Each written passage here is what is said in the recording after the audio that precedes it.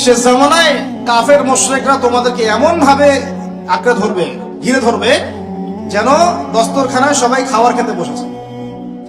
আমরা সবাই দস্তরখানায় খাবার খেতে বসে যেমন করে বসি একসাথে, ওইভাবে তোমাদের উপর আগ্রাসী হবে এরা।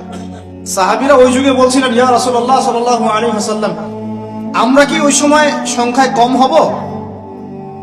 অবাক হয়েছিলেন তারা, কারণ ওই সময় তো ইসলামের বিজয়ের যুগ। আমাদের এইরকম অবস্থা হবে যেখানে আমরা 313 মিলে 1000 বদরে ঠেকাই দেই, 700 মিলে উহুদের 3000 ঠেকাই দেই, মুতাব যুদ্ধে আমরা কত 3000 নিয়ে 2 লাখকে ঠেকাই দেই।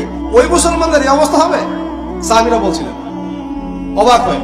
তখন নবীজি বলছেন, হ্যাঁ, তোমাদের অবস্থা এরকম হবে। তোমরা সংখ্যায় হবা সমুদ্রের ফেনার মতো।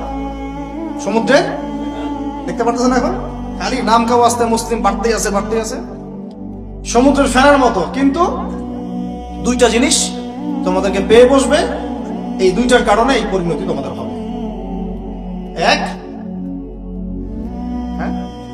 এক নাম্বার হচ্ছে তোমাদের মধ্যে দুনিয়ার মহব্বত তোমাদেরকে পেয়ে বসবে, আর একটা আল ওয়াহান তোমাদেরকে ধরে ফেলবে।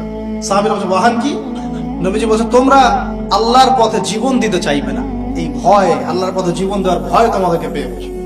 এই দুইটা যখন তোমাদেরকে পেয়ে বসবে, তখন এই কাফের মুশরিক মুনাফিক যারা যারা আছে সবাই মিলে তোমাদেরকে একটা কচু কাটা করে ফেলবে। হয়নি এখন এটা? শুধু এই যুগে না, প্রত্যেক যুগে যুগে যখনই মুসলমানদের উপর এই দুটা এসেছে, তখনই মুসলমানরা আক্রমণের শিকার হয়েছে। কখনো তাতারিদের হাতে, চেঙ্গিস খানের বংশধর মনে আছে, মঙ্গলরা, ওরা এসে মুসলমানদেরকে একদম কেটে ফেলে দিয়েছিল।